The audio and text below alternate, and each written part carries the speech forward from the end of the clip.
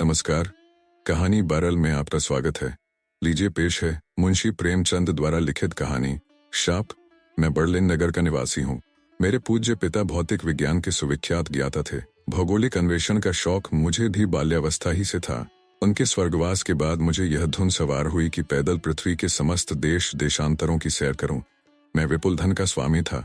वे सब रुपए एक बैंक में जमा कर दिए और उससे शर्त कर ली कि मुझे यथासमय रुपए भेजता रहे। इस कार्य से निवृत्त होकर मैंने सफर का सामान पूरा किया, आवश्यक वैज्ञानिक यंत्र साथ लिए और ईश्वर का नाम लेकर चल खड़ा हुआ। उस समय यह कल्पना मेरे हृदय में गुदगुदी पैदा कर रही थी कि मैं वह पहला प्राणी हूँ जिसे यह बात सूझी है कि पैरों से पृथ्वी को नापे। अन्य यात्रियों ने रेल जहाज और मोटर कार की शरण ली है। मैं पहला ही वह वीर आत्मा हूँ जो अपने पैरों के बूते पर प्रकृति के विराट उपवन की सैर के लिए उद्यत हुआ है। अगर मेरे साहस और उत्साह ने यह कष्ट साध्य यात्रा पूरी कर ली तो भद्र संसार मुझे सम्मान और गौरव के मसनद पर बैठावेगा और अनंत काल तक मेरी कीर्ति के राग अलापे जाएंगे। उस समय मेरा मस्तिष्क इन्हीं विचारों से भरा हुआ था और ईश्वर को धन्यवाद देता हूँ कि सहर्षों कठिनाइयों का सामना करने पर भी धैर्य ने मेरा साथ न छोड़ा और उत्साह एक क्षण के लिए भी निरुत्साह न हुआ। मैं वर्षों ऐसे स्थानों में रहा हूं जहां निर्जनता के अतिरिक्त कोई दूसरा साथी न था। वर्षों ऐसे स्थानों में रहा हूं जहां की पृथ्वी और आकाश हिम की शिलाएं थीं।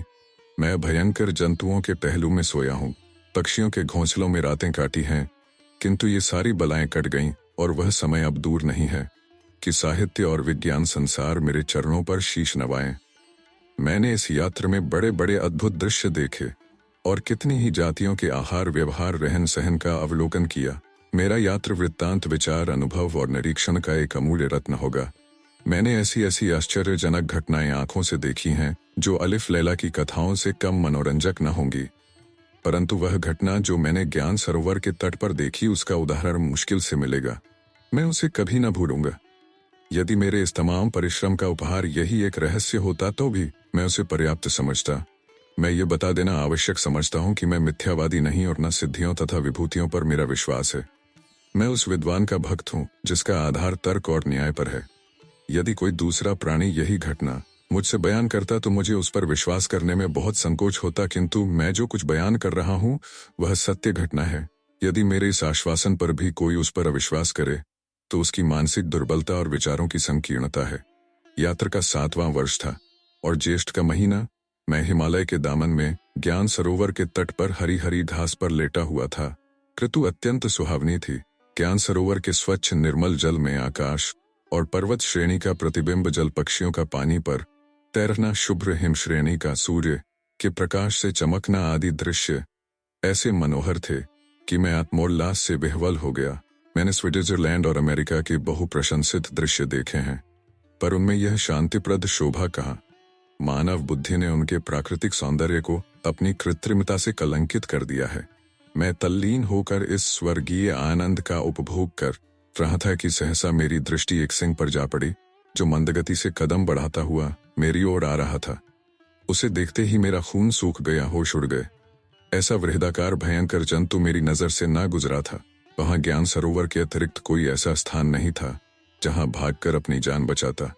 मैं तैरने में कुशल हूं, पर मैं ऐसा भयभीत हो गया कि अपने स्थान से हिल न सका। मेरे अंग प्रत्यंग मेरे काबू से बाहर थे। समझ गया कि मेरी जिंदगी यहीं तक थी। इस शेर के पंजे से बचने की कोई आशा न थी। अकस्मात मुझे स्मरण हुआ कि मेरी जेब में एक पिस्तौल गोलियों से भरी हुई रखी है जो मैंने आत्मरक्षा के लिए चलते समय साथ ले ली थी और अब तक प्राणपण से इसकी रक्षा करता आया था। आश्चर्य है कि इतनी देर तक मेरी स्मृति कहाँ सोई रही। मैंने तुरंत ही पिस्तौल निकाली और निकट था कि शेर पर वार करूं कि मेरे कानों में यह शब्द सुनाई दिए, मुसाफिर ईश्वर के लिए वार न करना, अन्यथा मुझे दुख होगा। सिंहराज से तुझे हानि न पहुंचेगी। मैंने चकित होकर पीछे की ओर देखा तो एक युवती रमणी आती हुई दिखाई दी। उसके हाथ में एक सोने का लोटा था और दूसरे में एक तश्तरी। जर्मनी की हूरें और कोहकाफ की परियां देखी हैं, पर हिमाचल पर्वत की यह अप्सरा मैंने एक ही बार देखी और उसका चित्र आज तक हृदय पट पर खिंचा हुआ है। मुझे स्मरण नहीं कि रफेल या कोरिजियो ने भी कभी ऐसा चित्र खींचा हो। वैन डाइक और रेमब्रांड के आकृति चित्रों ने भी ऐसी मनोहर छवि नहीं देखी। पिस्तौल मेरे हाथ से गिर पड़ी। कोई दूसरी शक्ति इस समय मुझे अपनी भयावह परिस्थिति से निश्चिंत न कर सकती थी। मैं उस सुंदरी की ओर देख ही रहा था कि वह सिंह के पास आई। सिंह उसे देखते ही खड़ा हो गया और मेरी ओर सशंक नेत्रों से देखकर मेघ की भांति गरजा। रमणी ने एक रुमाल निकालकर उसका मुंह पोंछा और फिर लोटे से दूध उंडेल कर उसके सामने रख दिया। सिंह दूध पीने लगा। मेरे विस्मय की अब कोई सीमा न थी। चकित था कि यह कोई तिलिस्म है या जादू, व्यवहार लोक में हूं अथवा विचार लोक में। मैं सोता हूं या जागता। मैंने बहुधा सर्कसों में पालतू शेर देखे हैं, किंतु उन्हें काबू में रखने के लिए किन किन रक्षा विधानों से काम लिया जाता है। उसके प्रतिकूल यह मांसाहारी पशु उस रमणी के सम्मुख इस भांति लेटा हुआ है मानो वह सिंह की योनि में कोई मृग शावक है। मन में प्रश्न हुआ, सुंदरी में कौन सी चमत्कारिक शक्ति है जिसने सिंह को इस भांति वशीभूत कर लिया। क्या पशु भी अपने हृदय में कोमल और रसिक भाव छिपाए रखते हैं? कहते हैं कि महुअर का आलाप काले नाग को भी मस्त कर देता है। जब ध्वनि में यह सिद्धि है तो सौंदर्य की शक्ति का अनुमान कौन कर सकता है? रूप लालित्य संसार का सबसे अमूल्य रत्न है, प्रकृति के रचना नैपुण्य का सर्वश्रेष्ठ अंश है। जब सिंह दूध पी चुका तो सुंदरी ने रूमाल से उसका मुंह पोंछा और उसका सिर अपने जांघ पर रखकर उसे थपकियां देने लगी।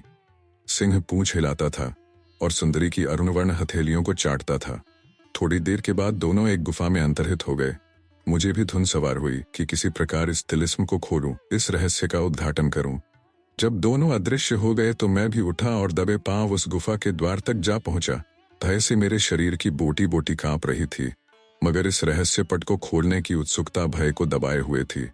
मैंने गुफा के भीतर झांका तो क्या देखता हूं कि पृथ्वी पर जरी का फर्श बिछा हुआ है और कारचोबी गावत किए लगे हुए हैं। सिंह मसनद पर गर्व से बैठा हुआ है। सोने चांदी के पात्र, सुंदर चित्र, फूलों के गमले सभी अपने अपने स्थान पर सजे हुए हैं। वह गुफा राजभवन को भी लज्जित कर रही है। द्वार पर मेरी परछाई देखकर वह सुंदरी बाहर निकल आई और मुझसे कहा, यात्री तू कौन है और इधर क्यों कर आ निकला? कितनी मनोहर ध्वनि थी। मैंने अब की बार समीप से देखा तो सुंदरी का मुख कुंभलाया हुआ था। उसके नेत्रों से निराशा झलक रही थी। उसके स्वर में थी करुणा और व्यथा की खटक थी। मैंने उत्तर दिया, देवी मैं यूरोप का निवासी हूँ, यहाँ देशाटन करने आया हूँ। मेरा परम सौभाग्य है कि आपसे संभाषण करने का गौरव प्राप्त हुआ। सुंदरी के गुलाब से ओंठों पर मधुर मुस्कान की झलक दिखाई दी। उसमें कुछ कुटिल हास्य का भी अंश था। कदाचित यह मेरे इस अस्वाभाविक वाक्य प्रणाली का द्योतक था। तू विदेश से यहाँ आया है, आतिथ्य सत्कार हमारा कर्तव्य है। मैं आज तुझे निमंत्रण देती हूँ, स्वीकार कर। मैंने अवसर देखकर उत्तर दिया, आपकी यह कृपा मेरे लिए गौरव की बात है, पर इस रहस्य ने मेरी भूख प्यास बंद कर दी है। क्या मैं आशा करूं कि आप इस पर कुछ प्रकाश डालेंगी? सुंदरी ने ठंडी सांस लेकर कहा, मेरी राम कहानी विपत्ति की एक बड़ी कथा है।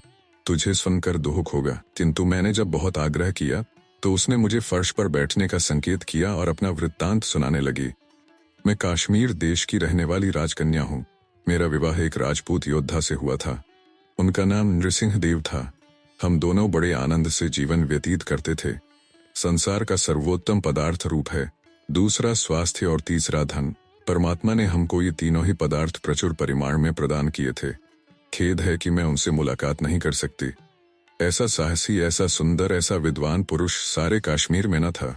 मैं उनकी आराधना करती थी। उनका मेरे ऊपर अपार स्नेह था। कई वर्षों तक हमारा जीवन एक जलस्रोत की भांति वृक्ष पुंजों और हरे भरे मैदानों में प्रवाहित होता रहा। मेरे पड़ोस में एक मंदिर था। पुजारी एक पंडित श्रीधर थे। हम दोनों प्रातःकाल तथा संध्या समय उस मंदिर में उपासना के लिए जाते। मेरे स्वामी कृष्ण के भक्त थे। मंदिर एक सुरम्य सागर के तट पर बना हुआ था। वहां का परिष्कृत मंद समीर चित्त को पुलकित कर देता था। इसलिए हम उपासना के पश्चात भी वहां घंटों वायु सेवन करते रहते थे। श्रीधर बड़े विद्वान, वेदों के ज्ञाता, शास्त्रों के जानने वाले थे। कृष्ण पर उनकी भी अविचल भक्ति थी। समस्त कश्मीर में उनके पांडित्य की चर्चा थी। वह बड़े संयमी, संतोषी, आत्मज्ञानी पुरुष थे। उनके नेत्रों से शांति की ज्योति रेखाएं निकलती हुई मालूम होती थीं। सदैव परोपकार में मग्न रहते थे। उनकी वाणी ने कभी किसी का हृदय नहीं दुखाया। उनका हृदय नित्य परवेदना से पीड़ित रहता था। पंडित श्रीधर मेरे पतिदेव से लगभग 10 वर्ष बड़े थे, पर उनकी धर्मपत्नी विद्याधरी मेरी समझ का थीं। हम दोनों सहेलियां थीं। विद्याधरी अत्यंत गंभीर, शांत प्रकृति की स्त्री थीं। यद्यपि रंग रूप में वही रानी थीं, पर वह अपनी अवस्था से संतुष्ट थीं। अपने पति को वह देवतुल्य समझती थीं। श्रावण का महीना था। आकाश पर काले काले बादल मंडरा रहे थे, मानो काजल के पर्वत उड़े जा रहे हैं। झरनों से दूध की धारें निकल रही थीं और चारों ओर हरियाली छाई हुई थी। नन्ही नन्ही फुहारें पड़ रही थीं, मानो स्वर्ग से अमृत की बूंदें टपक रही हैं। जल की बूंदें फूलों और पत्तियों के गले में चमक रही थीं। चित्त को अभिलाषाओं से उभारने वाला क्षमा छाया हुआ था। यह वह समय है जब रमणियों को विदेशगामी प्रियतम की याद रुलाने लगती है, जब हृदय किसी से आलिंगन करने के लिए व्यग्र हो जाता है, जब सूनी सेज देखकर कलेजे में हूक सी उठती है। इसी ऋतु में विरह की मारी वियोगिनियां अपनी बीमारी का बहाना करती हैं, जिसमें उनका पति उन्हें देखने आवे। इसी ऋतु में माली की कन्या धानी साड़ी पहनकर क्यारियों में इठलाती हुई चंपा और बेले के फूलों से आंचल भरती है, क्योंकि हार और गजरों की मांग बहुत बढ़ जाती है। मैं और विद्याधरी ऊपर छत पर बैठी हुई वर्षा ऋतु की बहार देख रही थीं और कालिदास का ऋतु संहार पढ़ती थीं कि इतने में मेरे पति ने आकर कहा, आज का सुहावना दिन है, झूला झूले में बड़ा आनंद आएगा। सावन में झूला झूलने का प्रस्ताव क्यों कर रद्द किया जा सकता था। इन दिनों प्रत्येक रमणी का चित्त आप ही आप झूला झूलने के लिए विकल हो जाता है। जब वन के वृक्ष झूला झूलते हों, जब सारी प्रकृति आंदोलित हो रही हो, तो रमणी का कोमल हृदय क्यों न चंचल हो जाए। विद्याधरी भी राजी हो गई। रेशम की डोरियां कदम की डाल पर पड़ गईं, चंदन का पटरा रख दिया गया और मैं विद्याधरी के साथ झूला झूलने चली। जिस प्रकार ज्ञान सरोवर पवित्र जल से परिपूर्ण हो रहा है, उसी भांति हमारे हृदय पवित्र आनंद से परिपूर्ण थे। किंतु शोक, वह कदाचित मेरे सौभाग्य चंद्र की अंतिम झलक थी। मैं झूले के पास पहुंचकर पटरे पर जा बैठी, किंतु कोमलांगी विद्याधरी ऊपर न आ सकी। वह कई बार उचकी, परंतु पटरे तक न आ सकी। तब मेरे पतिदेव ने सहारा देने के लिए उसकी बांह पकड़ ली। उस समय उनके नेत्रों में एक विचित्र तृष्णा की झलक थी और मुख पर एक विचित्र आतुरता। वह धीमे में मल्हार गा रहे थे, किंतु विद्याधरी जब पटरे पर आई तो उसका मुख डूबते हुए सूर्य की भांति लाल हो रहा था, नेत्र अरुणवर्ण हो रहे थे। उसने पतिदेव की ओर क्रोधोन्मत्त होकर कहा, तूने काम के वश होकर मेरे शरीर में हाथ लगाया है। मैं अपने पातिव्रत के बल से तुझे शाप देती हूं कि तू इसी क्षण पशु हो जा। यह कहते ही विद्याधरी ने अपने गले से रुद्राक्ष की माला निकालकर मेरे पतिदेव के ऊपर फेंक दिया और तत्क्षण ही पटरे के समीप मेरे पतिदेव के स्थान पर एक विशाल सिंह दिखलाई दिया। ऐ मुसाफिर, अपने प्रिय पतिदेवता की यह गति देखकर मेरा रक्त सूख गया और कलेजे पर बिजली सी आ गिरी। मैं विद्याधरी के पैरों से लिपट गई और फूट फूट कर रोने लगी। उस समय अपनी आंखों से देखकर अनुभव हुआ कि पातिव्रत की महिमा कितनी प्रबल है। ऐसी घटनाएं मैंने पुराणों में पढ़ी थीं, परंतु मुझे विश्वास न था कि वर्तमान काल में, जबकि स्त्री पुरुष के संबंध में स्वार्थ की मात्र दिनों दिन अधिक होती जाती है, पातिव्रत धर्म में यह प्रभाव होगा। परंतु यह नहीं कह सकती कि विद्याधरी के विचार कहाँ तक ठीक थे। मेरे पति विद्याधरी को सदैव बहन कहकर संबोधित करते थे। वह अत्यंत स्वरूपवान थे और रूपवान पुरुष की स्त्री का जीवन बहुत सुखमय नहीं होता, पर मुझे उन पर संशय करने का अवसर कभी नहीं मिला। वह स्त्रीव्रत धर्म का वैसे ही पालन करते थे जैसे सती अपने धर्म का। उनकी दृष्टि में कुचेष्टा न थी और विचार अत्यंत उज्ज्वल और पवित्र थे। यहाँ तक कि कालिदास की श्रृंगारमय कविता भी उन्हें प्रिय न थी। मगर काम के मर्मभेदी बाणों से कौन बचा है? जिस काम ने शिव ब्रह्मा जैसे तपस्वियों की तपस्या भंग कर दी, जिस काम ने नारद और विश्वामित्र जैसे ऋषियों के माथे पर कलंक का टीका लगा दिया, वह काम सब कुछ कर सकता है। संभव है कि सुरापान ने उद्दीपक ऋतु के साथ मिलकर उनके चित्त को विचलित कर दिया हो। मेरा गुमान तो यह है कि यह विद्याधरी की केवल भ्रांति थी। जो कुछ भी हो, उसने शाप दे दिया। उस समय मेरे मन में भी उत्तेजना हुई कि जिस शक्ति का विद्याधरी को गर्व है, क्या वह शक्ति मुझ में नहीं है? क्या मैं पतिव्रता नहीं हूं? किंतु मैंने कितना ही चाहा कि शाप के शब्द मुंह से निकालूं, पर मेरी जबान बंद हो गई। अखंड विश्वास जो विद्याधरी को अपने पातिव्रत पर था, मुझे न था। विवशता ने मेरे प्रतिकार के आवेग को शांत कर दिया। मैंने बड़ी दीनता के साथ कहा, बहन, तुमने यह क्या किया? विद्याधरी ने निर्दय होकर कहा, मैंने कुछ नहीं किया, ये उसके कर्मों का फल है। मैं तुम्हें छोड़कर और किसकी शरण जाऊं? क्या तुम इतनी दया न करोगी विद्याधरी मेरे कि अब कुछ नहीं हो सकता? मैं देवी, तुम पातिव्रत धारिणी हो, तुम्हारे वाक्य की महिमा अपार है। तुम्हारा क्रोध यदि मनुष्य से पशु बना सकता है, तो क्या तुम्हारी दया पशु से मनुष्य न बना सकेगी? विद्याधरी, प्रायश्चित करो, इसके अतिरिक्त उद्धार का और कोई उपाय नहीं। ऐ मुसाफिर, मैं राजपूत की कन्या हूँ। मैंने विद्याधरी से अधिक अनुनय विनय नहीं की। उसका हृदय दया का आगार था। यदि मैं उसके चरणों पर शीश रख देती तो कदाचित उसे मुझ पर दया आ जाती, किंतु राजपूत की कन्या इतना अपमान नहीं सह सकती। वह घृणा के घाव सह सकती है, क्रोध की अग्नि सह सकती है, पर दया का बोझ उससे नहीं उठाया जाता। मैंने पटरे से उतरकर पतिदेव के चरणों पर सिर झुकाया और उन्हें साथ लिए हुए अपने मकान चली आई। कई महीने गुजर गए। मैं पतिदेव की सेवा शुश्रूषा में तन मन से व्यस्त रहती। यद्यपि उनकी जिह्वा वाणी विहीन हो गई थी, पर उनकी आकृति से स्पष्ट प्रकट होता था कि वह अपने कर्म से लज्जित थे। यद्यपि उनका रूपांतर हो गया था, पर उन्हें मांस से अत्यंत घृणा थी। मेरी पशुशाला में सैकड़ों गायें भैंसें थीं, किंतु शेर सिंह ने कभी किसी की ओर आंख उठाकर भी न देखा। मैं उन्हें दोनों वेला दूध पिलाती और संध्या समय उन्हें साथ लेकर पहाड़ियों की सैर कराती। मेरे मन में न जाने क्यों धैर्य और साहस का इतना संचार हो गया था कि मुझे अपनी दशा असह्य न जान पड़ती थी। मुझे निश्चय था कि शीघ्र ही इस विपत्ति का अंत भी होगा। इन्हीं दिनों हरिद्वार में गंगा स्नान का मेला लगा। मेरे नगर से यात्रियों का एक समूह हरिद्वार चला। मैं भी उनके साथ हो ली। दीन दुखी जनों को दान देने के लिए रुपयों और अशर्फियों की थैलियां साथ ले लीं। मैं प्रायश्चित्त करने जा रही थी, इसलिए पैदल ही यात्रा करने का निश्चय कर लिया। लगभग 1 महीने में हरिद्वार जा पहुंची। यहाँ भारतवर्ष के प्रत्येक प्रांत से असंख्य यात्री आए हुए थे। सन्यासियों और तपस्वियों की संख्या गृहस्थों से कुछ ही कम होगी। धर्मशालाओं में रहने का स्थान न मिलता था। गंगा तट पर पर्वतों की गोद में मैदानों के वक्ष स्थल पर जहां देखिए आदमी ही आदमी नजर आते थे। दूर से वह छोटे छोटे खिलौने की भांति दिखाई देते थे। मीलों तक आदमियों का फर्श सा बिछा हुआ था। भजन और कीर्तन की ध्वनि नित्य कानों में आती रहती थी। हृदय में असीम शुद्धि गंगा की लहरों की भांति लहरें मारती थी। वहां का जल वायु आकाश सब शुद्ध थे। मुझे हरिद्वार आए 3 दिन व्यतीत हुए थे। प्रभात का समय था। मैं गंगा में खड़ी स्नान कर रही थी। सहसा मेरी दृष्टि ऊपर की ओर उठी तो मैंने किसी आदमी को पुल की ओर झांकते देखा। अकस्मात उस मनुष्य का पांव ऊपर उठ गया और सैकड़ों ही गज की ऊंचाई से गंगा में गिर पड़ा। सहर्षों आंखें यह दृश्य देख रही थी, पर किसी का साहस न हुआ कि उस अभागे मनुष्य की जान बचाए। भारतवर्ष के अतिरिक्त ऐसा संवेदना शून्य और कौन देश होगा, और यह वह देश है जहां परमार्थ मनुष्य का कर्तव्य बताया गया है। लोग बैठे हुए अपंगुओं की भांति तमाशा देख रहे थे। सभी हतबुद्धि से हो रहे थे। धारा प्रबल वेग से प्रवाहित थी और जल बर्फ से भी अधिक शीतल। मैंने देखा कि वह धारा के साथ बहता चला जाता था। यह हृदय विदारक दृश्य मुझसे न देखा गया। मैं तैरने में अभ्यस्त थी।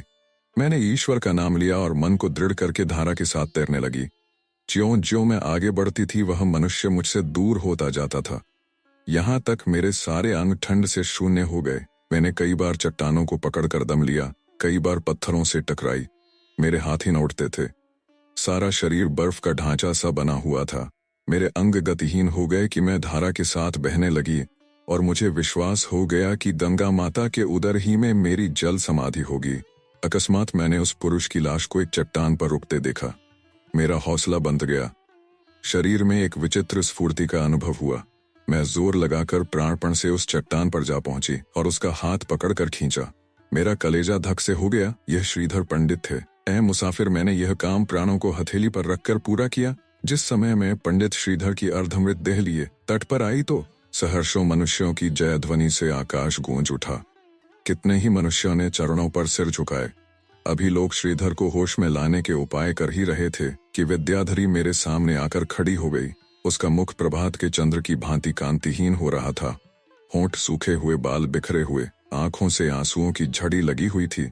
वह जोर से हाँफ रही थी। दौड़कर मेरे पैरों से चिमट गई, किंतु दिल खोलकर नहीं, निर्मल भाव से नहीं। एक की आंखें गर्व से भरी हुई थीं और दूसरे की ग्लानि से झुकी हुई। विद्याधरी के मुंह से बात न निकलती थी। केवल इतना बोली, बहन, ईश्वर तुमको इस सत्कार्य का फल दे।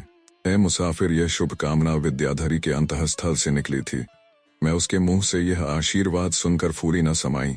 मुझे विश्वास हो गया कि अब की बार जब मैं अपने मकान पर पहुंचूंगी तो पतिदेव मुस्कुराते हुए मुझसे गले मिलने के लिए द्वार पर आएंगे। इस विचार से मेरे हृदय में गुदगुदी सी होने लगी। मैं शीघ्र ही स्वदेश को चल पड़ी।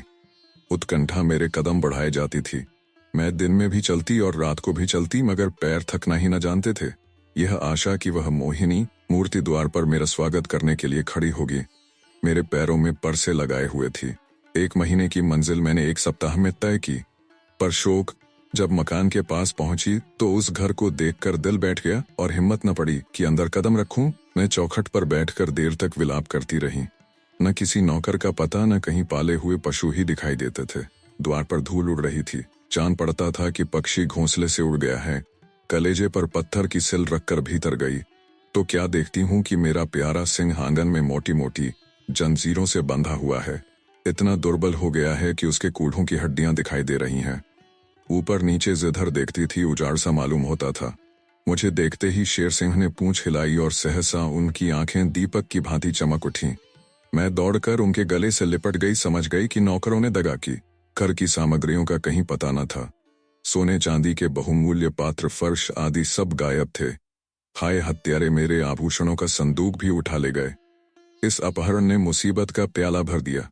शायद पहले उन्होंने शेर सिंह को जकड़ कर बांध दिया होगा, फिर खूब दिल खोलकर नोच खसोट की होगी। कैसी विडंबना थी कि धर्म लूटने गई थी और धन लुटा बैठी। दरिद्रता ने पहली बार अपना भयंकर रूप दिखाया। ए मुसाफिर, इस प्रकार लुट जाने के बाद वह स्थान आंखों में कांटे की तरह खटकने लगा। यही वह स्थान था जहां हमने आनंद के दिन काटे थे। इन्हीं क्यारियों में हमने मृगों की भांति किलोड़ किए थे। प्रत्येक वस्तु से कोई ना कोई स्मृति संबंधित थी। उन दिनों की याद करके आंखों से रक्त के आंसू बहने लगते थे। बसंत की ऋतु थी। बौर की महक से वायु सुगंधित हो रही थी। महुए के वृक्षों के नीचे परियों के शयन करने के लिए मोतियों की शया बिछी हुई थी। करौंदे और नींबू के फलों की सुगंध से चित्त प्रसन्न हो जाता था। मैंने अपनी जन्मभूमि को सदैव के लिए त्याग दिया। मेरी आंखों से आंसुओं की एक बूंद भी न गिरी। जिस जन्मभूमि की याद यावत जीवन हृदय को व्यथित करती रहती है, उससे मैंने यो मोह मोड़ लिया मानो कोई बंदी कारागार से मुक्त हो जाए। एक सप्ताह तक मैं चारों ओर भ्रमण करके अपने भावी निवास स्थान का निश्चय करती रही। अंत में सिंधु नदी के किनारे एक निर्जन स्थान मुझे पसंद आया। यहाँ एक प्राचीन मंदिर था। शायद किसी समय वहां देवताओं का वास था, पर इस समय वह बिल्कुल उजाड़ था। देवताओं ने काल को विजय किया हो, पर समय चक्र को नहीं। शनैः शनैः मुझे इस स्थान से प्रेम हो गया और वह स्थान पथिकों के लिए धर्मशाला बन गया। मुझे यहाँ रहते 3 वर्ष व्यतीत हो चुके थे। वर्षा ऋतु में एक दिन संध्या के समय मुझे मंदिर के सामने से एक पुरुष घोड़े पर सवार जाता दिखाई दिया। मंदिर से प्रायः 200 गज की दूरी पर एक रमणीक सागर था। उसके किनारे कचनार वृक्षों के झुरमुट थे। वह सवार उस झुरमुट में जाकर अदृश्य हो गया। अंधकार बढ़ता जाता था।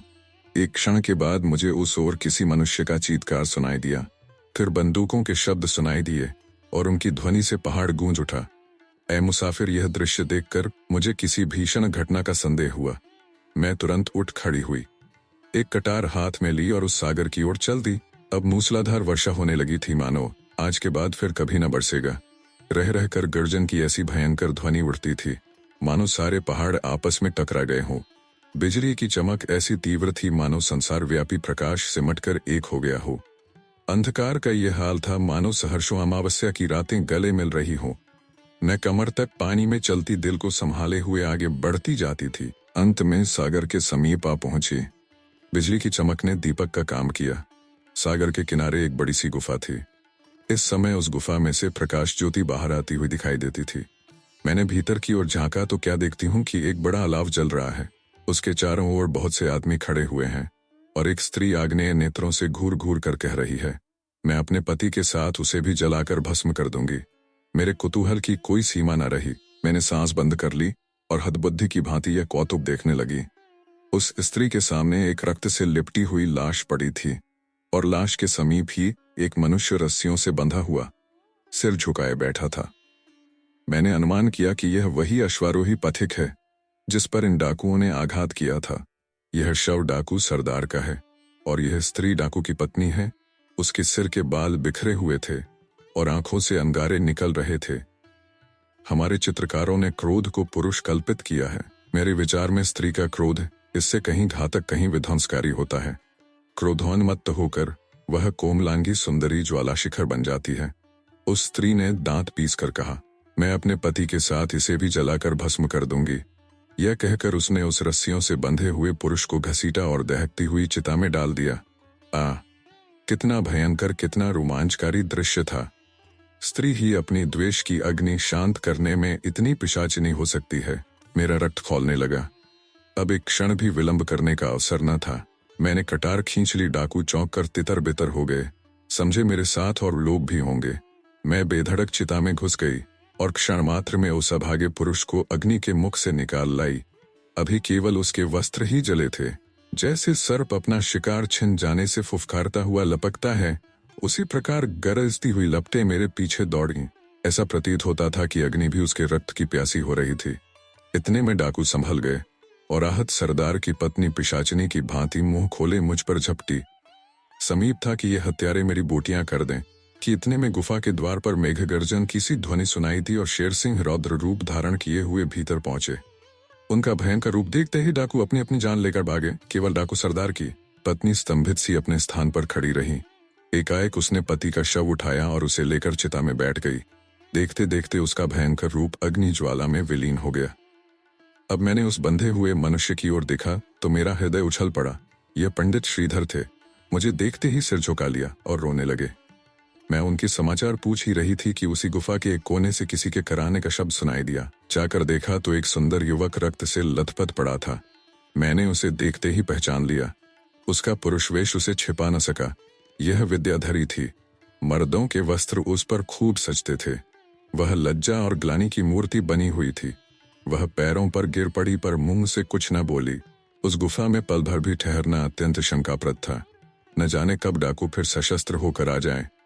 उधर चिताग्नि भी शांत होने लगी और उस सती की भी भीषण काया अत्यंत तेज रूप धारण करके हमारे नेत्रों के सामने तांडव क्रीड़ा करने लगी। मैं बड़ी चिंता में पड़ी कि इन दोनों प्राणियों को कैसे वहां से निकालूं। दोनों ही रक्त से चूर थे।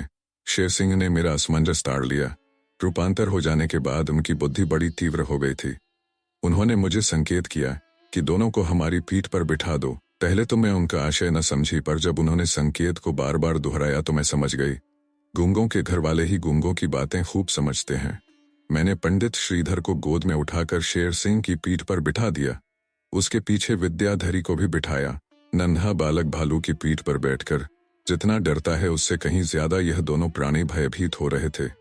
चिताग्नि के क्षीण प्रकाश में उनके भय विकृत मुख देखकर करुण विनोद होता था। अस्तु मैं इन दोनों प्राणियों को साथ लेकर गुफा से निकली और फिर उसी तिमिर सागर को पार करके मंदिर आ पहुंची। मैंने 1 सप्ताह तक उनका यहाँ यथाशक्ति सेवा सत्कार किया। जब वे भली भांति स्वस्थ हो गए तो मैंने उन्हें विदा किया। ये स्त्री पुरुष कई आदमियों के साथ टेढ़ी जा रहे थे। यहाँ के राजा पंडित श्रीधर के शिष्य हैं। पंडित श्रीधर का घोड़ा आगे था। विद्याधरी का अभ्यास न होने के कारण पीछे थी। उनके दोनों रक्षक भी उनके साथ थे। जब डाकुओं ने पंडित श्रीधर को घेरा और पंडित ने पिस्तौल से डाकू सरदार को गिराया तो कोलाहल सुनकर विद्याधरी ने घोड़ा बढ़ाया। दोनों रक्षक तो जान लेकर भागे। विद्याधरी को डाकुओं ने पुरुष समझकर घायल कर दिया और तब दोनों प्राणियों को बांधकर गुफा में डाल दिया। शेष बातें मैंने अपनी आंखों देखी। यद्यपि यहाँ से विदा होते समय विद्याधरी का रोम रोम मुझे आशीर्वाद दे रहा था, पर हाँ, अभी प्रायश्चित पूरा न हुआ था। इतना आत्मसमर्पण करके भी मैं सफल मनोरथ न हुई थी। ऐ मुसाफिर, उस प्रांत में अब मेरा रहना कठिन हो गया। डाकू बंदूकें लिए हुए शेर सिंह की तलाश में घूमने लगे। विवश होकर एक दिन मैं वहां से चल खड़ी हुई और दुर्गम पर्वतों को पार करती हुई यहाँ आ निकली। यह स्थान मुझे ऐसा पसंद आया कि मैंने इस गुफा को अपना घर बना लिया है। आज पूरे 3 वर्ष गुजरे जब मैंने पहले पहल ज्ञान सरोवर के दर्शन किए। उस समय भी यही ऋतु थी। मैं ज्ञान सरोवर में पानी भरने गई हुई थी। सहसा क्या देखती हूँ कि एक युवक मुश्की घोड़े पर सवार रत्न जटित आभूषण पहने हाथ में चमकता हुआ भाला लिए चला आता है। शेर सिंह को देखकर वह ठिठका और भाला संभाल कर उन पर वार कर बैठा। शेर सिंह को भी क्रोध आया। उनके गर्जन की ऐसी गगनभेदी ध्वनि उठी कि ज्ञान सरोवर का जल आंदोलित हो गया और तुरंत घोड़े से खींचकर उसकी छाती पर पंजे रख दिए। मैं घड़ा छोड़कर दौड़ी। युवक का प्राणांत होने वाला ही था कि मैंने शेर सिंह के गले में हाथ डाल दिए और उनका सिर सहलाकर क्रोध शांत किया। मैंने उनका ऐसा भयंकर रूप कभी नहीं देखा था। मुझे स्वयं उनके पास जाते हुए डर लगता था, पर मेरे मृदु वचनों ने अंत में उन्हें वशीभूल कर लिया।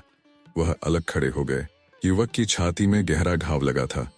उसे मैंने इसी गुफा में लाकर रखा और उसकी मरहम पट्टी करने लगी। एक दिन मैं कुछ आवश्यक वस्तुएं लेने के लिए उस कस्बे में गई जिसके मंदिर के कलश यहाँ से दिखाई दे रहे हैं, मगर वहां सब दुकानें बंद थीं। बाजारों में खाक उड़ रही थी। चारों ओर सियापा छाया हुआ था। मैं बहुत देर तक इधर उधर घूमती रही। किसी मनुष्य की सूरत भी न दिखाई देती थी कि उससे वहां का सब समाचार पूछूं। ऐसा विदित होता था मानो यह अदृश्य जीवों की बस्ती है। सोच ही रही थी कि वापस चलूं कि घोड़ों के टापों की ध्वनि कानों में आई और एक क्षण में एक स्त्री सिर से पैर तक काले वस्त्र धारण किए एक काले घोड़े पर सवार आती हुई दिखाई दी। उसके पीछे कई सवार और प्यादे काली वर्दियां पहने आ रहे थे। अकस्मात उस सवार स्त्री की दृष्टि मुझ पर पड़ी। उसने घोड़े को एड़ लगाई और मेरे निकट आकर कर्कश स्वर में बोली, तू कौन है? मैंने निर्भीक भाव से उत्तर दिया, मैं ज्ञान सरोवर के तट पर रहती हूँ। यहाँ बाजार में कुछ सामग्रियां लेने आई थी, किंतु शहर में किसी का पता नहीं। उस स्त्री ने पीछे की ओर देखकर कुछ संकेत किया और दो सवारों ने आगे बढ़कर मुझे पकड़ लिया और मेरी बाहों में रस्सियां डाल दी। मेरी समझ में ना आता था कि मुझे किस अपराध का दंड दिया जा रहा है। बहुत पूछने पर भी किसी ने मेरे प्रश्नों का उत्तर न दिया। हाँ, अनुमान से यह प्रकट हुआ कि यह स्त्री यहाँ की रानी है। मुझे अपने विषय में तो कोई चिंता न थी, पर चिंता थी शेर सिंह की। वह अकेले घबरा रहे होंगे। भोजन का समय आ पहुंचा, कौन खिलावेगा? किस विपत्ति में फंसी नहीं मालूम विधाता। अब मेरी क्या दुर्गति करेंगे? मुझ अभागिन को इस दशा में भी शांति नहीं। इन्हीं मलिन विचारों में मग्न मैं सवारों के साथ आध घंटे तक चलती रही कि सामने एक ऊंची पहाड़ी पर एक विशाल भवन दिखाई दिया। ऊपर चढ़ने के लिए पत्थर काटकर चौड़े जीने बनाए गए थे। हम लोग ऊपर चढ़े। वहां सैकड़ों ही आदमी दिखाई दिए, किंतु सबके सब काले वस्त्र धारण किए हुए थे। मैं जिस कमरे में लाकर रखी गई वहां एक कुशासन के अतिरिक्त सजावट का और सामान न था। मैं जमीन पर बैठकर अपने नसीब को रोने लगी। जो कोई यहाँ आता था मुझ पर करुण दृष्टिपात करके चुपचाप चला जाता था। थोड़ी देर में रानी साहब आकर उसी कुशासन पर बैठ गईं। यद्यपि उनकी अवस्था 50 वर्ष से अधिक थी, परंतु मुख पर अद्भुत कांति थी। मैंने अपने स्थान से उठकर उनका सम्मान किया और हाथ बांधकर अपनी किस्मत का फैसला सुनने के लिए खड़ी हो गई। ऐ मुसाफिर रानी, महोदया के तेवर देखकर पहले तो मेरे प्राण सूख गए, किंतु जिस प्रकार चंदन जैसी कठोर वस्तु में मनोहर सुगंधि छिपी होती है, उसी प्रकार उनकी कर्कशता और कठोरता के नीचे मोम के सदृश हृदय छिपा हुआ था। उनका प्यारा पुत्र थोड़े ही दिन पहले युवावस्था ही में दगा दे गया था। उसी के शोक में सारा शहर मातम मना रहा था। मेरे पकड़े जाने का कारण यह था कि मैंने काले वस्त्र क्यों न धारण किए थे। ये वृत्तांत सुनकर मैं समझ गई कि जिस राजकुमार का शोक मनाया जा रहा है वह वही युवक है जो मेरी गुफा में पड़ा हुआ है। मैंने उनसे पूछा, राजकुमार मुश्की घोड़े पर तो सवार नहीं थे? रानी, हाँ, मुश्की घोड़ा था। उसे मैंने उनके लिए अरब देश से मंगवा दिया था। क्या तूने उन्हें देखा है? मैं हाँ देखा है। रानी ने पूछा, कब? मैं जिस दिन वह शेर का शिकार खेलने गए थे। रानी, क्या तेरे सामने ही शेर ने उन पर चोट की थी? मैं हाँ, मेरी आंखों के सामने। रानी उत्सुक होकर खड़ी हो गई और बड़े दीन भाव से बोली, तू उनकी लाश का पता लगा सकती है? मैं ऐसा न कहिए, वह अमर हो। वह 2 सप्ताहों से मेरे यहाँ मेहमान है। रानी हर्षमय आश्चर्य से बोली, मेरा रणधीर जीवित है। मैं हाँ, अब उनमें चलने फिरने की शक्ति आ गई है। रानी मेरे पैरों पर गिर पड़ी। तीसरे दिन अर्जुन नगर की कुछ और ही शोभा थी। वायु आनंद के मधुर स्वर में गूंजती थी। दुकानों ने फूलों का हार पहना था। बाजारों में आनंद के उत्सव मनाए जा रहे थे। शोक के काले वस्त्रों की जगह केसर का सुहावना रंग बधाई दे रहा था। इधर सूर्य ने उषा सागर से सिर निकाला, उधर सलामियां दगना आरंभ हुईं। आगे आगे मैं एक सब्जा घोड़े पर सवार आ रही थी और पीछे राजकुमार का हाथी सुनहरे झूलों से सजा चला आता था। स्त्रियां अटारियों पर मंगल के गीत गाती थीं और पुष्पों की वृष्टि करती थीं। राजभवन के द्वार पर रानी मोतियों से आंचल भरे खड़ी थी। ज्यों ही राजकुमार हाथी से उतरे, वह उन्हें गोद में लेने के लिए दौड़ी और छाती से लगा लिया। ऐ मुसाफिर, आनंदोत्सव समाप्त होने पर जब मैं विदा होने लगी तो रानी महोदय ने सजल नयन होकर कहा, बेटी, तूने मेरे साथ जो उपकार किया है उसका फल तुझे भगवान देंगे। तूने मेरे राजवंश का उद्धार कर दिया, नहीं तो कोई पितरों को जल देने वाला भी न रहता। मैं तुझे कुछ विदाई देना चाहती हूँ, वह तुझे स्वीकार करनी पड़ेगी।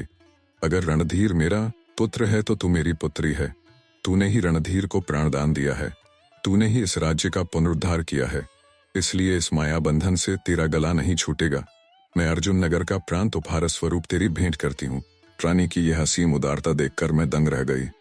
कलयुग में भी कोई ऐसा दानी हो सकता है, इसकी मुझे आशा न थी। यद्यपि मुझे धन भोग की लालसा न थी, पर केवल इस विचार से कि कदाचित यह संपत्ति मुझे अपने भाइयों की सेवा करने की सामर्थ्य दे, मैंने एक जागीरदार की जिम्मेदारियां अपने सिर ली। तब से 2 वर्ष व्यतीत हो चुके हैं, पर भोग विलास ने मेरे मन को एक क्षण के लिए भी चंचल नहीं किया। मैं कभी पलंग पर नहीं सोई, रूखी सूखी वस्तुओं के अतिरिक्त और कुछ नहीं खाया। पति वियोग की दशा में स्त्री तपस्विनी हो जाती है, उसकी वासनाओं का अंत हो जाता है। मेरे पास कई विशाल भवन हैं, कई रमणीक वाटिकाएं हैं। विषय वासना की ऐसी कोई सामग्री नहीं है जो प्रचुर मात्रा में उपस्थित न हो, पर मेरे लिए वह सब त्याज्य हैं। भवन सूने पड़े हैं और वाटिकाओं में खोजने से भी हरियाली न मिलेगी। मैंने उनकी ओर कभी आंख उठाकर भी नहीं देखा। अपने प्राणाधार के चरणों से लगे हुए मुझे अन्य किसी वस्तु की इच्छा नहीं है। मैं नित्य प्रति अर्जुन नगर जाती हूँ और रियासत के आवश्यक काम काज करके लौट आती हूँ। नौकर चाकरों को कड़ी आज्ञा दे दी गई है कि मेरी शांति में बाधक न हो। रियासत की संपूर्ण आय परोपकार में व्यय होती है। मैं उसकी कौड़देव भी अपने खर्च में नहीं लाती। आपको अवकाश हो तो आप मेरी रियासत का प्रबंध देखकर बहुत प्रसन्न होंगे। मैंने इन 2 वर्षों में 20 बड़े बड़े तालाब बनवा दिए हैं और 40 गौशालाएं बनवा दी हैं।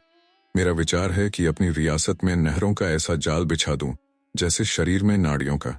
मैंने 100 कुशल वैद्य नियुक्त कर दिए हैं जो ग्रामों में विचरण करें और रोग की निवृत्ति करें। मेरा कोई ऐसा ग्राम नहीं है जहां मेरी ओर से सफाई का प्रबंध ना हो। छोटे छोटे गांवों में आपको लालटेनें जलती हुई मिलेंगी। दिन का प्रकाश ईश्वर देता है, रात के प्रकाश की व्यवस्था करना राजा का कर्तव्य है। मैंने सारा प्रबंध पंडित श्रीधर के हाथों में दे दिया है।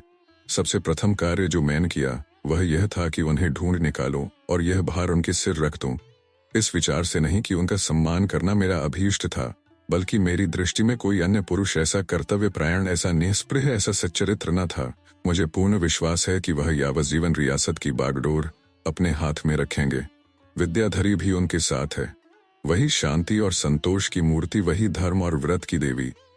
उसका पातिव्रत अब भी ज्ञान सरोवर की भांति अपार और अथाह है। यद्यपि उसका सौंदर्य सूर्य अब मध्याह्न पर नहीं है, पर अब भी वह रनिवास की रानी जान पड़ती है। चिंताओं ने उसके मुख पर शिकन डाल दिए हैं। हम दोनों कभी कभी मिल जाती हैं, किंतु बातचीत की नौबत नहीं आती। उसकी आंखें झुक जाती हैं। मुझे देखते ही उसके ऊपर घड़ों पानी पड़ जाता है और उसके माथे के जलबिंदु दिखाई देने लगते हैं। मैं आपसे सत्य कहती हूँ कि मुझे विद्याधरी से कोई शिकायत नहीं है। उसके प्रति मेरे मन में दिनों दिन श्रद्धा और भक्ति बढ़ती जाती है। मैं उसे देखती हूँ तो मुझे प्रबल उत्कंठा होती है कि उसके पैरों पर पड़ूं। पतिव्रता स्त्री के दर्शन बड़े सौभाग्य से मिलते हैं, पर केवल इस भय से कि कदाचित वह इसे मेरी खुशामद समझे रुक जाती हूँ। तब मेरी ईश्वर से यही प्रार्थना है कि अपने स्वामी के चरणों में पड़ी रहूं और जब इस संसार से प्रस्थान करने का समय आए तो मेरा मस्तक उनके चरणों पर हो। और अंतिम जो शब्द मेरे मुंह से निकले वह यही कि ईश्वर दूसरे जन्म में भी इनकी छेरी बनाना। पाठक उस सुंदरी का जीवन वृत्तांत सुनकर मुझे जितना कुतूहल हुआ वह अर्थनीय है। खेद है कि जिस जाति में ऐसी प्रतिभाशालिनी देवियां उत्पन्न हो उस पर पाश्चात्य के कल्पनाहीन विश्वासहीन पुरुष उंगलियां उठाएं। समस्त यूरोप में एक ऐसी सुंदरी न होगी जिससे इसकी तुलना की जा सके। हमने स्त्री पुरुष के संबंध को सांसारिक संबंध समझ रखा है। उसका आध्यात्मिक रूप हमारे विचार से कोसों दूर है। यही कारण है कि हमारे देश में शताब्दियों की उन्नति के पश्चात भी पातिव्रत का ऐसा उज्ज्वल और अलौकिक उदाहरण नहीं मिल सकता। और दुर्भाग्य से हमारी सभ्यता ने ऐसा मार्ग ग्रहण किया है कि कदाचित दूर भविष्य में ऐसी देवियों के जन्म लेने की संभावना नहीं है। जर्मनी को यदि अपनी सेना पर, फ्रांस को अपनी विलासिता पर और इंग्लैंड को अपने वाणिज्य पर गर्व है, तो भारतवर्ष को अपने पातिव्रत का घमंड है। क्या यूरोप निवासियों के लिए यह लज्जा की बात नहीं है कि होमर और वर्जिल, डेंटे और गेटे, शेक्सपियर और ह्यूगो जैसे उच्च कोटि के कवि एक भी सीता या सावित्री की रचना न कर सके? वास्तव में यूरोपीय समाज ऐसे आदर्शों से वंचित है। मैंने दूसरे दिन ज्ञान सरोवर से बड़ी अनिच्छा के साथ विदा मांगी और यूरोप को चला। मेरे लौटने का समाचार पूर्व ही प्रकाशित हो चुका था। जब मेरा जहाज हैम्पबर्ग के बंदरगाह में पहुंचा तो सहर्षों नर नारी, सैकड़ों विद्वान और राज कर्मचारी मेरा अभिवादन करने के लिए खड़े थे। मुझे देखते ही तालियां बजने लगीं, रूमाल और टोप हवा में उछलने लगे और वहां से मेरे घर तक जिस समारोह से जुलूस निकला उस पर किसी राष्ट्रपति को भी गर्व हो सकता है। संध्या समय मुझे कैसर की मेज पर भोजन करने का सौभाग्य प्राप्त हुआ। कई दिनों तक अभिनंदन पत्रों का तांता लगा रहा और महीनों क्लब और यूनिवर्सिटी की फरमाइशों से दम मारने का अवकाश न मिला। यात्रा वृत्तांत देश के प्रायः सभी पत्रों में छपा। अन्य देशों से भी बधाई के तार और पत्र मिले।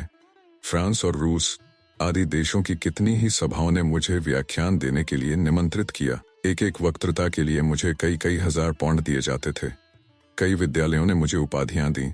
जार ने अपना ऑटोग्राफ भेजकर सम्मानित किया। किंतु इन आदर सम्मान की आंधियों से मेरे चित्त को शांति न मिलती थी, और ज्ञान सरोवर का सुरम्य तट और वह गहरी गुफा और वह मृदुभाषिणी रमणी सदैव आंखों के सामने फिरती रहती। उसके मधुर शब्द कानों में गूंजा करते। मैं थिएटरों में जाता और स्पेन और जॉर्जिया की सुंदरियों को देखता, किंतु हिमालय की अप्सरा मेरे ध्यान से न उतरती। कभी कभी कल्पना में मुझे वह देवी आकाश से उतरती हुई मालूम होती। तब चित्त चंचल हो जाता और विकल उत्कंठा होती कि किसी तरह पर लगाकर ज्ञान सरोवर के तट पहुंच जाऊं। आखिर एक रोज मैंने सफर का सामान दुरुस्त किया, और उसी मिति के ठीक 1000 दिनों के बाद, जबकि मैंने पहली बार ज्ञान सरोवर के तट पर कदम रखा था, मैं फिर वहां जा पहुंचा। प्रभात का समय था। गिरिराज सुनहरा मुकुट पहने खड़े थे। मंद समीर के आनंदमय झोंकों से ज्ञान सरोवर का निर्मल प्रकाश से प्रतिबिंबित जल इस प्रकार लहरा रहा था, मानो अगणित अप्सराएं आभूषणों से जगमगाती हुई नृत्य कर रही हों। लहरों के साथ शतदल यों झकोरे लेते थे, जैसे कोई बालक हिंडोले में झूल रहा हो। फूलों के बीच में श्वेत हंस तैरते हुए ऐसे मालूम होते थे, मानो लालिमा से छाए हुए। आकाश पर तारागण चमक रहे हों। मैंने उत्सुक नेत्रों से इस गुफा की ओर देखा तो वह एक विशाल राजप्रासाद आसमान से कंधा मिलाए खड़ा था। एक ओर रमणीक उपवन था, दूसरी ओर एक गगनचुंबी मंदिर। मुझे यह कायापलट देखकर आश्चर्य हुआ। मुख्य द्वार पर जाकर देखा तो 2 चौबदार उदे मखमल की वर्दियां पहने जरी के पट्टे बांधे खड़े थे। मैंने उनसे पूछा, क्यों भाई, ये किसका महल है? चौबदार, अर्जुन नगर की महारानी का। मैं क्या अभी हाल ही में बना है चौबदार? हाँ। तुम कौन हो? मैं एक परदेसी यात्री हूँ। क्या तुम महारानी को मेरी सूचना दे दोगे? चौबदार, तुम्हारा क्या नाम है और कहाँ से आते हो? मैं उनसे केवल इतना कह देना कि यूरोप से एक यात्री आया है और आपके दर्शन करना चाहता है। चौबदार भीतर चला गया और एक क्षण के बाद आकर बोला, मेरे साथ आओ। मैं उसके साथ हो लिया। पहले एक लंबी दालान मिली जिसमें भांति भांति के पक्षी पिंजरों में बैठे चहक रहे थे। इसके बाद एक विस्तृत बारहदरी में पहुंचा जो संपूर्णतः पाषाण की बनी हुई थी। मैंने ऐसी सुंदर बुलकारी ताजमहल के अतिरिक्त और कहीं नहीं देखी। फर्श की पच्चीकारी को देखकर उस पर पांव धरते संकोच होता था। दीवारों पर निपुण चित्रकारों की रचनाएं शोभायमान थीं। बारहदरी के दूसरे सिरे पर एक चबूतरा था जिस पर मोटी कालीनें बिछी हुई थीं। मैं फर्श पर बैठ गया। इतने में एक लंबे कद का रूपवान पुरुष अंदर आता हुआ दिखाई दिया। उसके मुख पर प्रतिभा की ज्योति झलक रही थी और आंखों से गर्व टपका पड़ता था। उसकी काली और भाले की नोक के सदृश तनी हुई मोछें, उसके भौरे की तरह काले घुंघराले बाल उसकी आकृति की कठोरता को नम्र कर देते थे। विनयपूर्ण वीरता का इससे सुंदर चित्र नहीं खींच सकता था। उसने मेरी ओर देखकर मुस्कुराते हुए कहा, आप मुझे पहचानते हैं? मैं अदब से खड़ा होकर बोला, मुझे आपसे परिचय का सौभाग्य नहीं प्राप्त हुआ। वह कालीन पर बैठ गया और बोला, मैं शेर सिंह हूं। मैं अवाक रह गया। शेर सिंह ने फिर कहा, क्या आप प्रसन्न नहीं हैं कि आपने मुझे पिस्तौल का लक्ष्य नहीं बनाया? मैं तब पशु था, अब मनुष्य हूं। मैंने कहा, आपको हृदय से धन्यवाद देता हूं। यदि आज्ञा हो तो मैं आपसे एक प्रश्न करना चाहता हूं। शेर सिंह ने मुस्कुरा कर कहा, मैं समझ गया, पूछिए। मैं जब आप समझ ही गए तो मैं पूछूं क्यों? शेर सिंह, संभव है मेरा अनुमान ठीक न हो। मुझे भय है कि उस प्रश्न से आपको दुख न हो। शेर सिंह, कम से कम आपको मुझसे ऐसी शंका न करनी चाहिए। मैं विद्याधरी के भ्रम में कुछ सार था। शेर सिंह ने सिर झुकाकर देर में उत्तर दिया, जी हाँ था। जिस वक्त मैंने उसकी कलाई पकड़ी थी उस समय आवेश से मेरा एक एक अंग कांप रहा था। मैं विद्याधरी के उस अनुग्रह को मरण पर्यंत ना भूलूंगा। मगर इतना प्रायश्चित्त करने पर भी मुझे अपनी ग्लानि से निवृत्ति ना हुई। संसार की कोई वस्तु स्थिर नहीं, किंतु पाप की कालिमा अमर और अमिट है। यश और कीर्ति कालांतर में मिट जाती है, किंतु पाप का धब्बा नहीं मिटता। मेरा विचार है कि ईश्वर भी दाग को नहीं मिटा सकता। कोई तपस्या, कोई दंड, कोई प्रायश्चित्त इस कालिमा को नहीं धो सकता। पतितोद्धार की कथाएं और तौबा या कन्फेशन करके पाप से मुक्त हो जाने की बातें, ये सब संसार लिप्सी पाखंडी धर्मावलंबियों की कल्पनाएं हैं। हम दोनों यही बातें कर रहे थे कि रानी प्रियमवदा सामने आकर खड़ी हो गई। मुझे आज अनुभव हुआ, जो बहुत दिनों से पुस्तकों में पढ़ा करता था, कि सौंदर्य में प्रकाश होता है। आज इसकी सत्यता मैंने अपनी आंखों से देखी। मैंने जब उन्हें पहले देखा था तो निश्चय किया था कि यह ईश्वरीय कलाने पुण्य की पराकाष्ठा है, परंतु अब जब मैंने उन्हें दोबारा देखा तो ज्ञात हुआ कि वह इस असल की नकल थी। प्रियमवदा ने मुस्कुराकर कहा, मुसाफिर, तुझे स्वदेश में भी कभी हम लोगों की याद आई थी।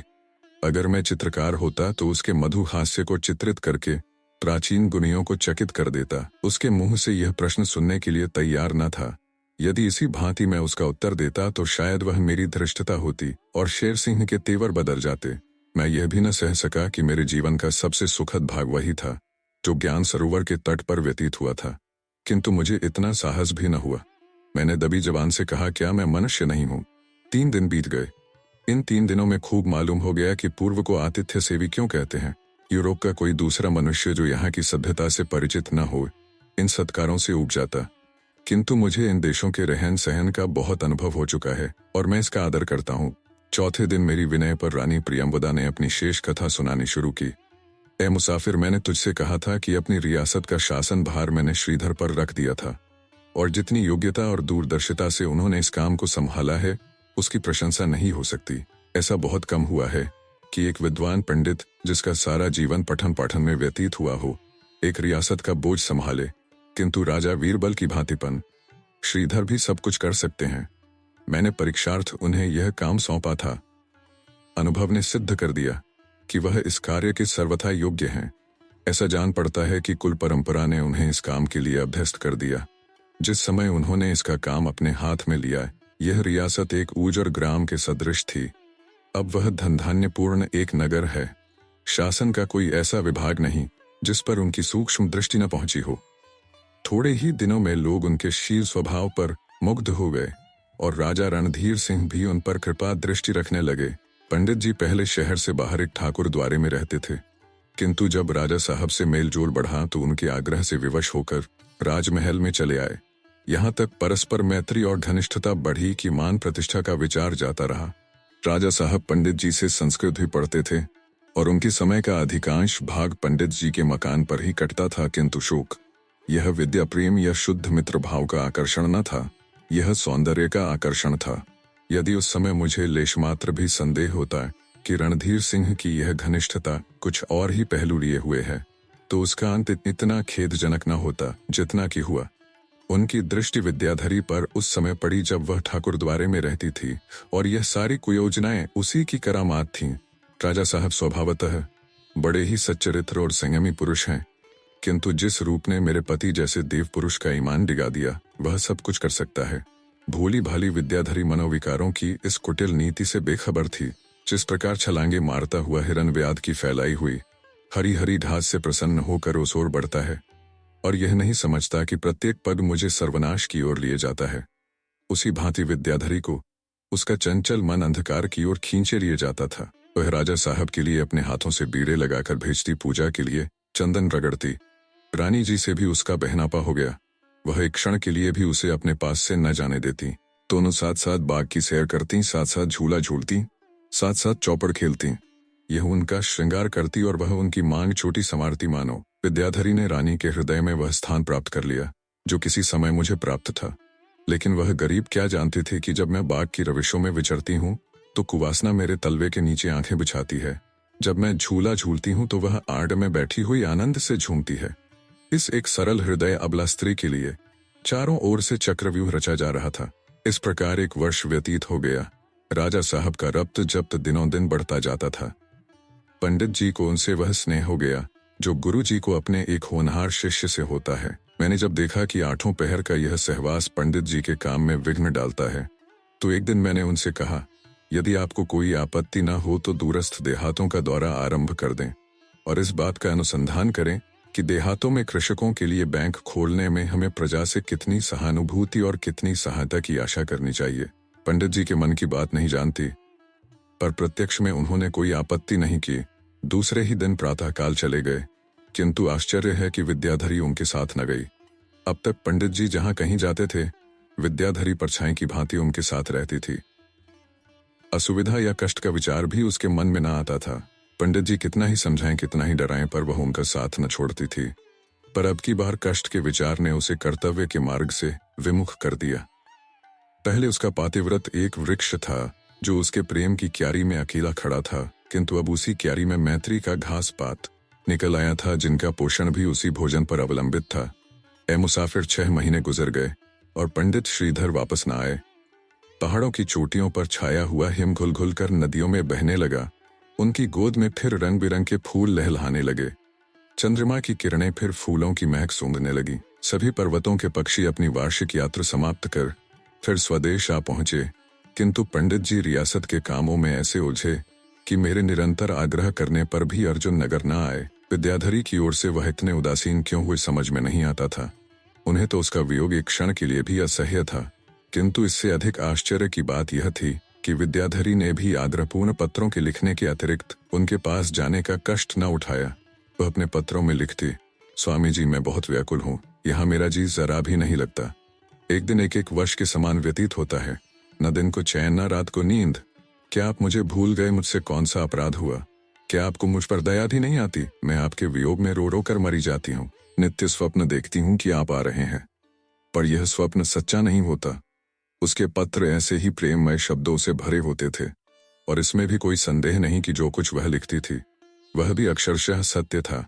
मगर इतनी व्याकुलता, इतनी चिंता और इतनी उद्विग्नता पर भी उसके मन में कभी यह प्रश्न न उठा कि क्यों न मैं ही उनके पास चली चलूं। बहुत ही सुहावनी ऋतु थी। ज्ञान सरोवर में यौवन काल की अभिलाषाओं की भांति कमल के फूल खिले हुए थे। राजा रणजीत सिंह की 25वीं जयंती का शुभ मुहूर्त आया। सारे नगर में आनंदोत्सव की तैयारियां होने लगीं। गृहिणियां कोरे कोरे दीपक पानी में भिगोने लगीं कि वह अधिक तेल न सोख जाएं। चैत्र की पूर्णिमा थी, किंतु दीपक की जगमगाहट ने ज्योत्सना को मात कर दिया था। मैंने राजा साहब के लिए इस्फहान से एक रत्न जटित तलवार मंगा रखी थी। दरबार के अन्य जागीरदारों और अधिकारियों ने भी भांति भांति के उपहार मंगा रखे थे। मैंने विद्याधरी के घर जाकर देखा तो वह एक पुष्पहार गूंथ रही थी। मैं आध घंटे तक उसके सम्मुख खड़ी रही, किंतु वह अपने काम में इतनी व्यस्त थी कि उसे मेरी आहट भी न मिली। तब मैंने धीरे से पुकारा, बहन। विद्याधरी ने चौंक कर सिर उठाया और बड़ी शीघ्रता से वह हार फूल की डाली में छिपा दिया और लज्जित होकर बोली, क्या तुम देर से खड़ी हो? मैंने उत्तर दिया, आध घंटे से अधिक हुआ। विद्याधरी के चेहरे का रंग उड़ गया, आंखें झुक गईं, कुछ हिचकिचाई, कुछ घबराई। अपने अपराधी हृदय को इन शब्दों से शांत किया, यह हार मैंने ठाकुर जी के लिए गूंथा है। इस समय विद्याधरी की घबराहट का भेद में कुछ न समझी। ठाकुर जी के लिए हार गूंथना क्या कोई लज्जा की बात है? फिर जब वह हार मेरी नजरों से छिपा दिया गया तो उसका जिक्र ही क्या, हम दोनों ने कितनी ही बार साथ बैठकर हार गूंथे थे। कोई निपुण मालिन भी हमसे अच्छे हार न गूंथ सकती थी। मगर इसमें शर्म क्या? दूसरे दिन यह रहस्य मेरी समझ में आ गया। वह हार राजा रणधीर सिंह को उपहार में देने के लिए बनाया गया था। यह बहुत सुंदर वस्तु थी। विद्याधरी ने अपना सारा चातुर्य उसके बनाने में खर्च किया था। कदाचित यह सबसे उत्तम वस्तु थी जो राजा साहब को भेंट कर सकती थी। वह ब्राह्मणी थी, राजा साहब की गुरुमाता थी। उसके हाथों से यह उपहार बहुत ही शोभा देता था, किंतु यह बात उसने मुझसे छिपाई। क्यों? मुझे उस दिन रात भर नींद न आई। उसके इस रहस्य भाव ने उसे मेरी नजरों से गिरा दिया। एक बार आंख झपकी तो मैंने उसे स्वप्न में देखा मानो वह एक सुंदर पुष्प है, किंतु उसकी बास मिट गई हो। वह मुझसे गले मिलने के लिए बढ़ी, किंतु मैं हट गई और बोली कि तूने मुझसे यह बात छिपाई क्यों? ऐ मुसाफिर, राजा रणधीर सिंह की उदारता ने प्रजा को मालामाल कर दिया। रईसों और अमीरों ने खिलतें पाई, किसी को घोड़ा मिला, किसी को जागीर मिली। मुझे उन्होंने श्री भगवद गीता की एक प्रति एक मखमली बस्ते में रख दी। विद्याधरी को एक बहुमूल्य जड़ाऊ कंगन मिला। उस कंगन में अनमोल हीरे जड़े हुए थे। दिल्ली के निपुण स्वर्णकारों ने इसके बनाने में अपनी कला का चमत्कार दिखाया था। विद्याधरी को अब तक आभूषणों से इतना प्रेम न था। अब तक सादगी ही उसका आभूषण और पवित्रता ही उसका श्रृंगार थी, पर इस कंगन पर वह लोट पोट हो गई। आषाढ़ का महीना आया, घटाएं गगनमंडल में मंडराने लगीं। पंडित श्रीधर को घर की सुधाई। पत्र लिखा कि मैं आ रहा हूँ। विद्याधरी ने मकान खूब साफ कराया और स्वयं अपना बनाव श्रृंगार किया। उसके वस्त्रों से चंदन की महक उड़ रही थी।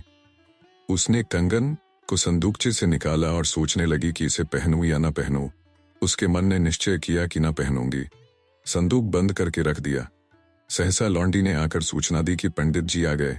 यह सुनते ही विद्याधरी लपक कर उठी, किंतु पति के दर्शनों की उत्सुकता उसे द्वार की ओर नहीं ले गई। उसने बड़ी फुर्ती से संदूकचा खोला, कंगन निकालकर पहना और अपनी सूरत आईने में देखने लगी। इधर पंडित जी प्रेम की उत्कंठा से कदम बढ़ाते दालान से आंगन और आंगन से विद्याधरी के कमरे में आ पहुंचे। विद्याधरी ने आकर उनके चरणों को अपने सिर से स्पर्श किया। पंडित जी उसका यह श्रृंगार देखकर दंग रह गए। एकाएक उनकी दृष्टि उस कंगन पर पड़ी। राजा रणधीर सिंह की संगत ने उन्हें रत्नों का पारखी बना दिया था। ध्यान से देखा तो एक एक नगीना 1,000 का था। चकित होकर बोले, यह कंगन कहाँ मिला? विद्याधरी ने जवाब पहले ही सोच रखा था, रानी प्रियंवदा ने दिया है। यह जीवन में पहला अवसर था कि विद्याधरी ने अपने पतिदेव से कपट किया। जब हृदय शुद्ध न हो तो मुख से सत्य क्यों कर निकले। ये कंगन नहीं वरन एक विशैला नाग था। एक सप्ताह गुजर गया। विद्याधरी के चित्त की शांति और प्रसन्नता लुप्त हो गई थी। यह शब्द की रानी प्रियंवदा ने दिया है, प्रतिक्षण उसके कानों में गूंजा करते। वह अपने को धिक्कारती कि मैंने अपने प्राणाधार से क्यों कपट किया। बहुधा रोया करती। एक दिन उसने सोचा कि क्यों न चलकर पति से सारा वृत्तांत सुना दूं, क्या वह मुझे क्षमा न करेंगे। ये सोचकर उठी, किंतु पति के सम्मुख जाते ही उसकी जबान बंद हो गई। वह अपने कमरे में आई और फूट फूट कर रोने लगी। कंगन पहनकर उसे बहुत आनंद हुआ था। इसी कंगन ने उसे हंसाया था, अब वही रुला रहा है। विद्याधरी ने रानी के साथ बागों में सैर करना छोड़ दिया। चौपड़ और शतरंज उसके नाम को रोया करते। ये सारे दिन अपने कमरे में पड़ी रोया करती और सोचती कि क्या करूं। काले वस्त्र पर काला दाग छिप जाता है, किंतु उज्जवल वस्त्र पर कालिमा की एक बूंद भी झलकने लगती है। वह सोचती, इसी कंगन ने मेरा सुख हर लिया है। यही कंगन मुझे रक्त के आंसू रुला रहा है। सर्प जितना सुंदर होता है उतना ही विषाक्त भी होता है। यह सुंदर कंगन विषधर नाग है, मैं उसका सिर कुचल डालूंगी। यह निश्चय करके उसने एक दिन अपने कमरे में कोयले का अलाव जलाया, चारों तरफ के किवाड़ बंद कर दिए और उस कंगन को, जिसने उसके जीवन को संकटमय बना रखा था, संदूकचे से निकालकर आग में डाल दिया। एक दिन वह था कि कंगन उसे प्राणों से भी प्यारा था। उसे मखमली संदूकचे में रखती थी, आज उसे इतनी निर्दयता से आग में जला रही है। विद्याधरी अलाव के सामने बैठी हुई थी। इतने में पंडित श्रीधर ने द्वार खटखटाया। विद्याधरी को काटो तो लूह नहीं। उसने उठकर द्वार खोल दिया और सिर झुकाकर खड़ी हो गई। पंडित जी ने बड़े आश्चर्य से कमरे में निगाह दौड़ाई, पर रहस्य कुछ समझ में न आया। बोले कि किवाड़ बंद करके क्या हो रहा है। विद्याधरी ने उत्तर न दिया। तब पंडित जी ने छड़ी उठा ली और अलाव कुरेदा तो कंगन निकल आया। उसका संपूर्णतः रूपांतर हो गया था। न वह चमक थी, न वह रंग, न वह आकार। घबरा कर बोले, विद्याधरी तुम्हारी बुद्धि कहाँ है। विद्या भ्रष्ट हो गई है। पंडित, इस कंगन ने तुम्हारा क्या बिगाड़ा था विद्या। इसने मेरे हृदय में आग लगा रखी है। पंडित, ऐसी अमूल्य वस्तु मिट्टी में मिल गई। विद्या, इसने उससे भी अमूल्य वस्तु का अपहरण किया है। पंडित, तुम्हारा सिर तो नहीं फिर गया है। फिर तो आपका अनुमान सत्य है। पंडित जी ने विद्याधरी की ओर चुभने वाली निगाहों से देखा।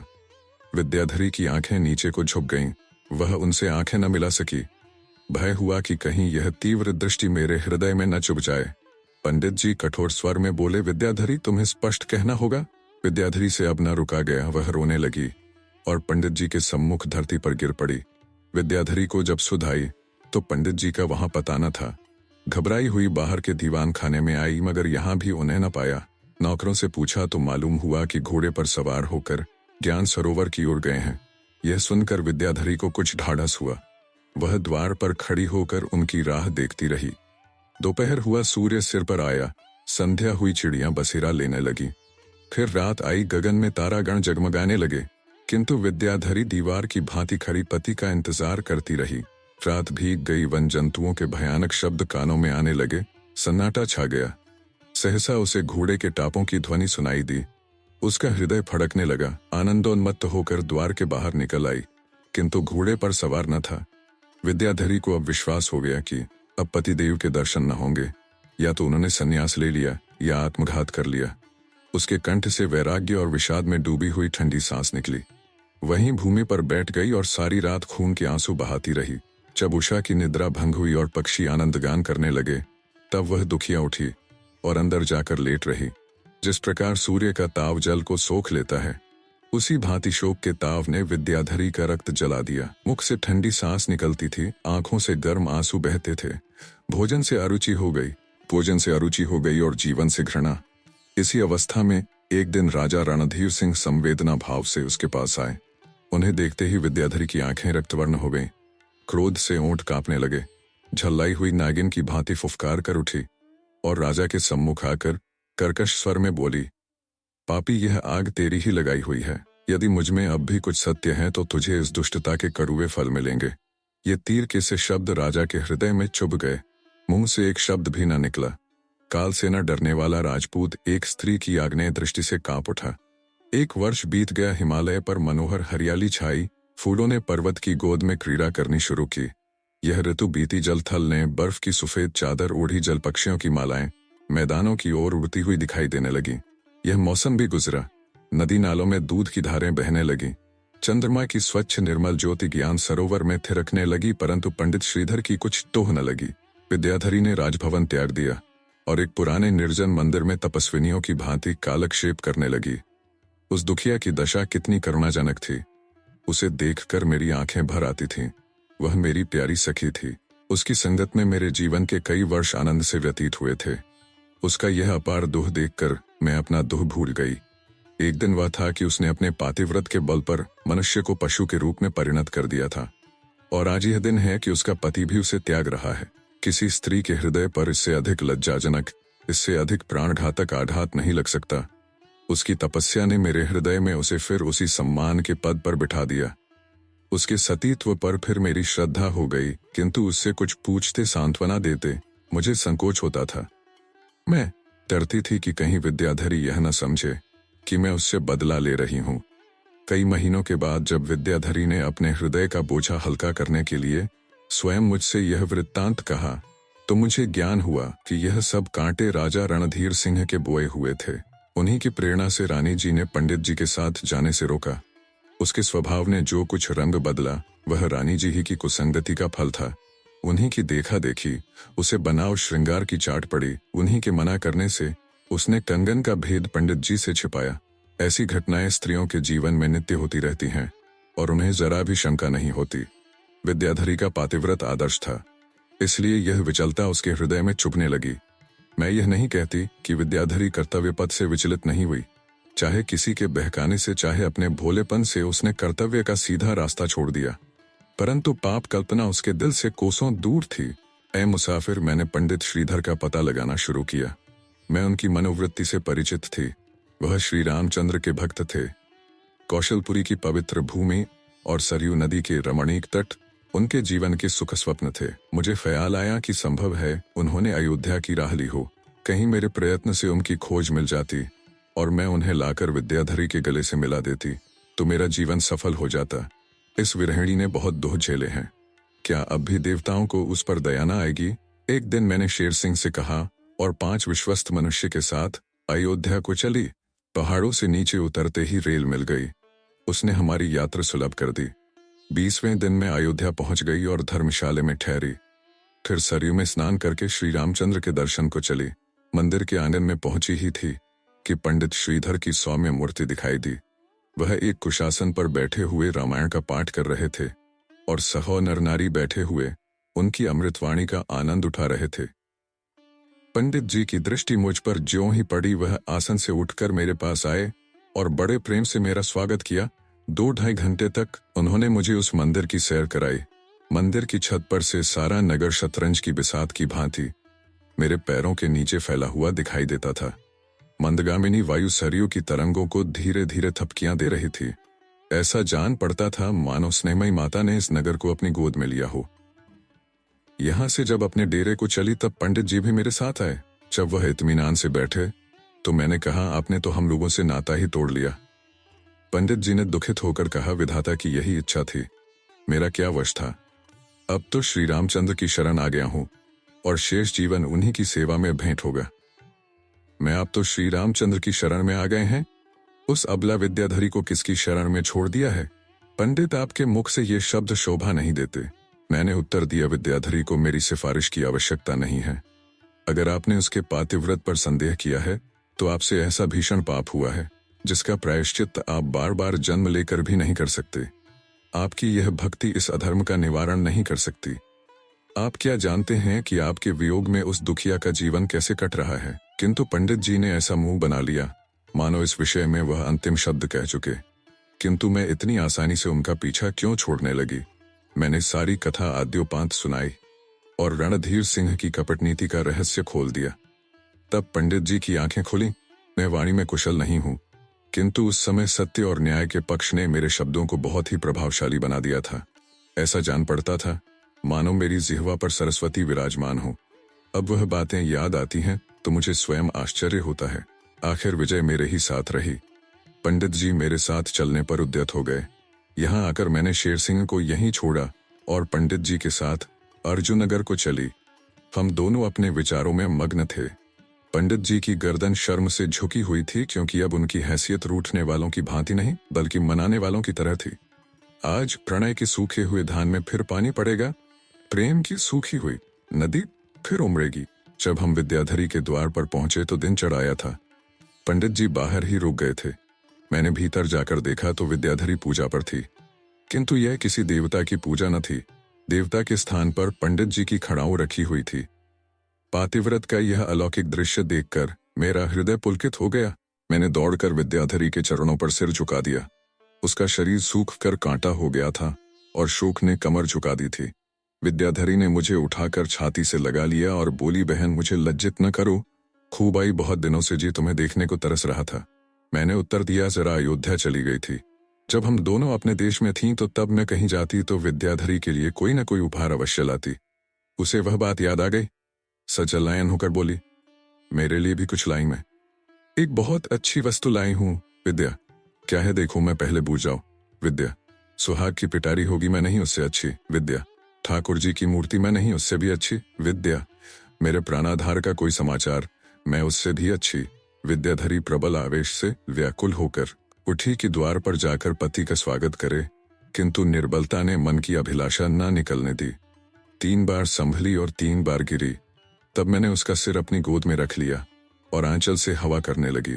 उसका हृदय बड़े वेग से धड़क रहा था और पति दर्शन का आनंद आंखों से आंसू बनकर निकलता था।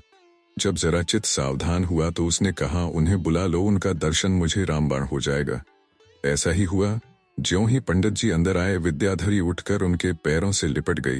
देवी ने बहुत दिनों के बाद पति के दर्शन पाए हैं। अश्रुधारा से उनके पैर पखार रही है। मैंने वहां ठहरना उचित न समझा। इन दोनों प्राणियों के हृदय में कितनी ही बातें आ रही होंगी, दोनों क्या क्या कहना और क्या क्या सुनना चाहते होंगे। इस विचार से मैं उठ खड़ी हुई और बोली, बहन अब मैं जाती हूँ, शाम को फिर आऊंगी। विद्याधरी ने मेरी ओर आंखें उठाईं। पुतलियों के स्थान पर हृदय रखा हुआ था। दोनों आंखें आकाश की ओर उठाकर बोली, ईश्वर तुम्हें इस यश का फल दे। ए मुसाफिर, मैंने 2 बार पंडित श्रीधर को मौत के मुंह से बचाया था, किंतु आज का सा आनंद कभी न प्राप्त हुआ था। जब मैं ज्ञान सरोवर पर पहुंची तो दोपहर हो आई थी। विद्याधरी की शुभकामना मुझसे पहले ही पहुंच चुकी थी। मैंने देखा कि कोई पुरुष गुफा से निकलकर ज्ञान सरोवर की ओर चला जाता है। मुझे आश्चर्य हुआ कि इस समय यहाँ कौन आया, लेकिन जब समीप आ गया तो मेरे हृदय में ऐसी तरंगें उठने लगी मानो छाती से बाहर निकल पड़ेगा। यह मेरे प्राणेश्वर, मेरे पतिदेव थे। मैं चरणों पर गिरना ही चाहती थी कि उनका करपाश मेरे गले में पड़ गया।